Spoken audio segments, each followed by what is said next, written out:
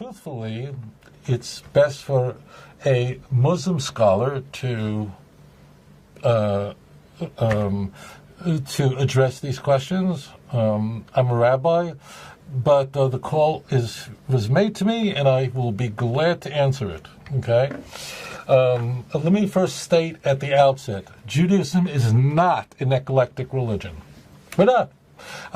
If you are a true monotheist, if you say that there is one God and there is no other, as the prophet Isaiah and almost every prophet scream this, there really isn't much room for Hare Krishna. So Judaism, unlike Eastern religions, as an example, is just not eclectic. Islam is also a complete monotheism. They worship one God, and therefore Islam can't be eclectic. It can't be. You have Judaism and Islam, which are possibly two of the least eclectic religions in the world, Abrahamic faiths, and strangely, there is this mutual respect between Judaism and Islam. Which, the reason I point this out is, it just illustrates that there's something really interesting going on here.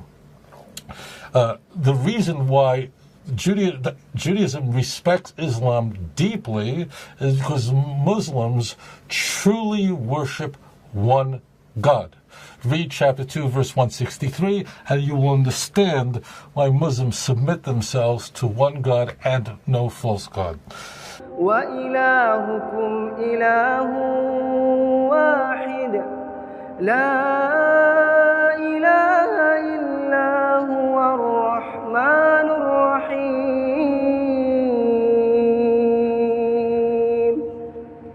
Does this mean that Judaism and Islam are identical?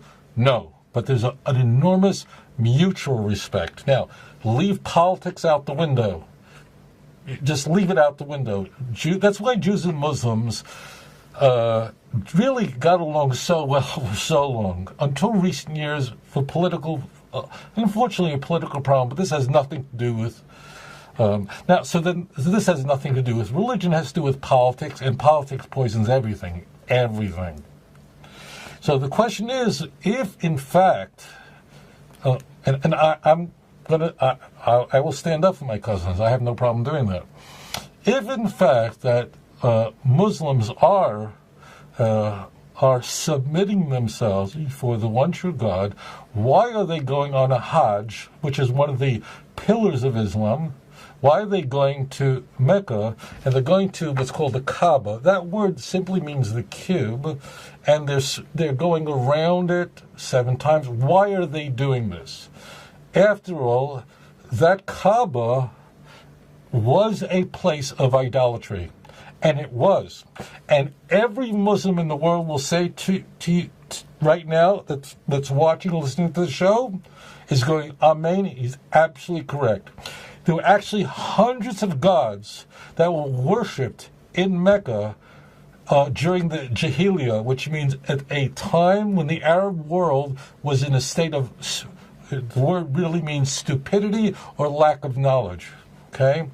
The key point of the Kaaba is that following the advent of Islam, meaning of Muhammad's message to his constituents is, and it's really in Islamic tradition, I should correct that, following the teachings of the Quran, Muslims then took what was a place of idolatry and transformed it into a place where one God is worshipped. So therefore, every Muslim will say, of course the Kaaba was a place where hundreds of gods are worshipped. This is a very well-known part of the history of the pre-Islamic period of Mecca. Everyone knows that. Everyone knows that prior to the advent of Islam, Arabs in that region were burying their daughters alive.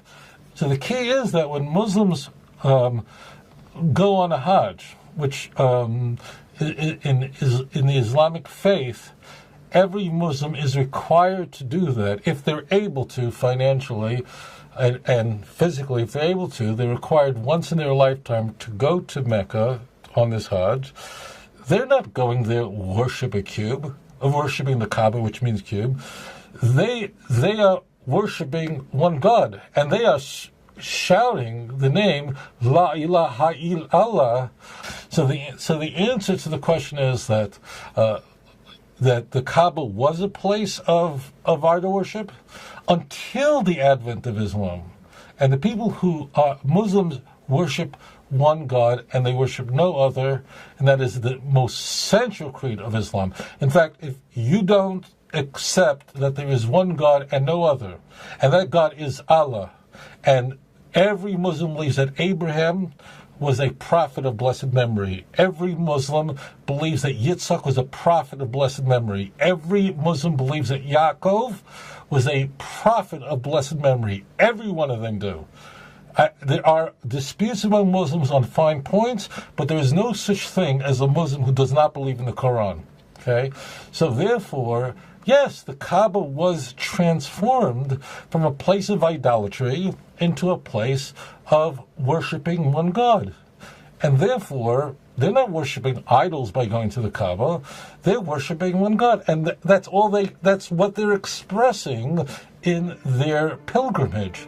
So that's the answer to your question.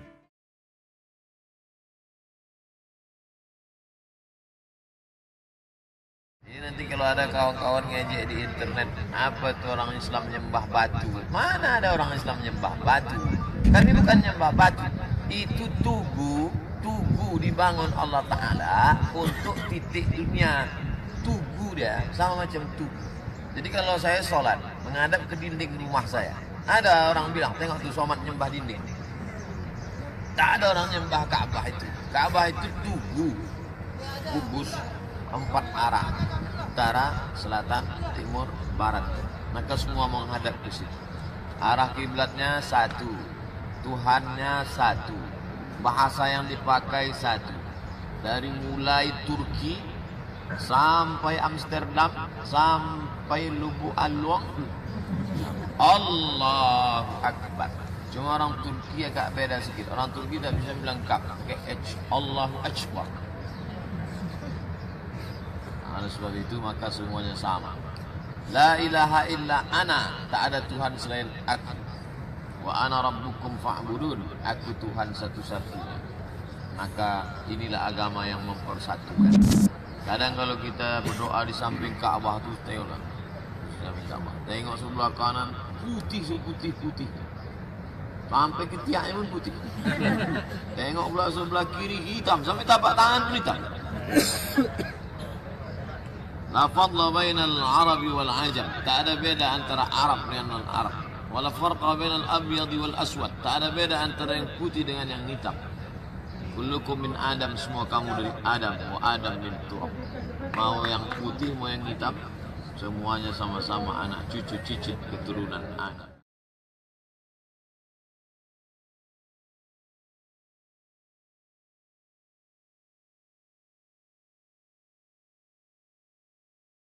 ولا تطع كل حلاف مهين